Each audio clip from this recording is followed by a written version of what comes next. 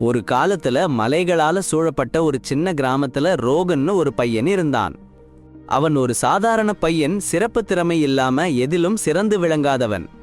ஆனா அவனுக்கு ஒரு பழக்கம் இருந்துச்சு. அது அவனை ரொம்ப துக்கமா வச்சிருந்துச்சு.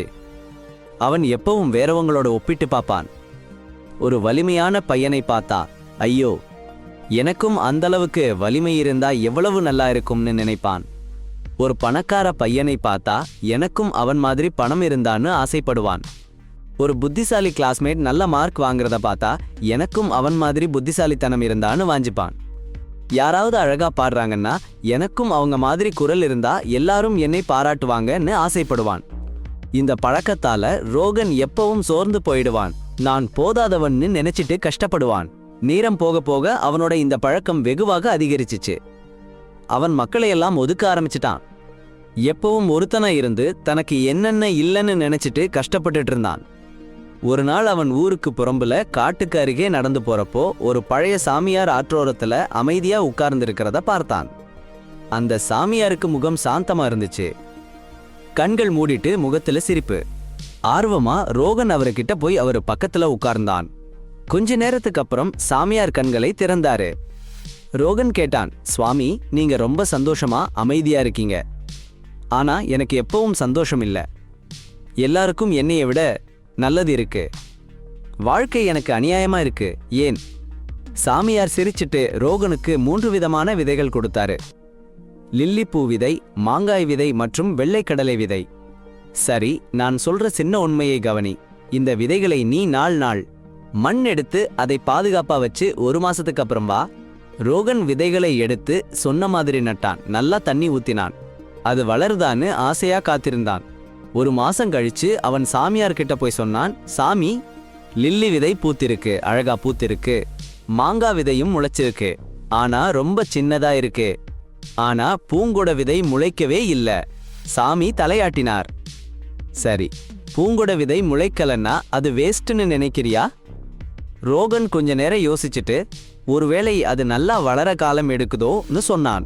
சாமி சிரிச்சு, சரியாத்தான் சொல்ற, லில்லி வேகமா பூக்கும், உலகத்துக்கு அழகு சேர்க்கும். மாங்காய் மரம் கொஞ்சம் நேரம் எடுக்குது, ஆனா ஒரு நாள் அது அருமையான பழங்களை கொடுக்கும். பூங்கொடிக்கு நேரம் ரொம்ப அதிகம், 4 வருஷம் வேர் பிடிக்காமலே இருக்கும். ஆனா சரியான நேரத்துல அது மற்ற மரங்களை விட உயரமாகவும் வலிமையாகவும் வளரும்.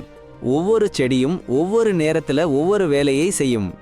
மாங்காய் மரம் கோவில லில்லி மீது பொறாமைப்படணுமா? பூங்குடி இன்னும் வளரலன்னு வருத்தப்படணுமா? ரோகன் சுகி சொன்ன மாதிரி புரிஞ்சுக்கோங்க.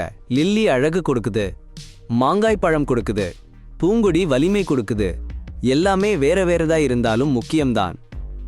சாமியார் சொன்னார், நீங்களும் இந்த செடிகளைப் போலத்தான். சிலர் லில்லி மாதிரி சீக்கிரம் வெற்றி அடைஞ்சிடுவாங்க.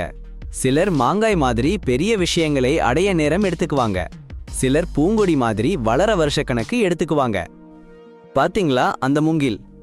ஒரு காலத்துல சின்னதா நொறுன்னு இருக்கும், ஆனா பின்னாடி அசைக்க முடியாத அளவுக்கு வலிமையா வளரும்.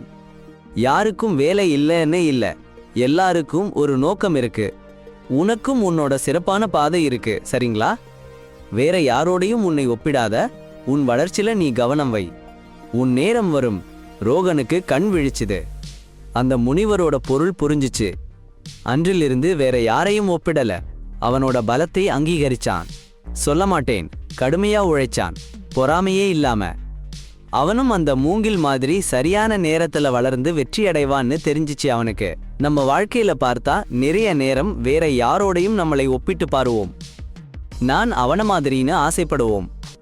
சும்மா பாருங்க, வேற யாரையும் விட புத்திசாலி, பணக்காரர், வலிமையானவர் அல்லது திறமையானவரா இருக்கணும்னு ஆசைப்படாதீங்க. மாங்காய், மூங்கில் மாதிரி ஒவ்வொருத்தருக்கும் தனித்தனி வழி, தனித்தனி வளர்ச்சி நேரம், தனித்தனி நோக்கம் இருக்கு. தாமரை பூ மொட்டு விரைவா விடுது, மாங்காய் பழமாக நேரம் எடுக்குது. மூங்கில் வலுவான வேர் விட ஆண்டுகள் ஆகுது, அதுக்கப்புறம்தான் உயரமா வளரும். சில பேருக்கு வெற்றி விரைவா கிடைக்கும், சிலருக்கு வளர்ந்து பூக்க நேரம் எடுக்கும். வேற யாரோடையும் ஒப்பிட்டு பார்த்தா நிறைய அதிருப்தியும் துக்கமும் தான். நம்மளுக்கு என்ன இல்லைன்னு பாக்குறத விட நம்மளோட சிறப்பு தன்மைகளையும் வலிமையையும் கண்டுபிடிச்சு பாருங்க. நம்ம பயணத்தை ஏத்துக்கிட்டு நம்ம நேரம் வரும்னு நம்பினாதான் உண்மையான சந்தோஷம் கிடைக்கும். உடனே முன்னேற்றம் தெரியலன்னா எதுவும் இல்லைன்னு அர்த்தம் இல்ல.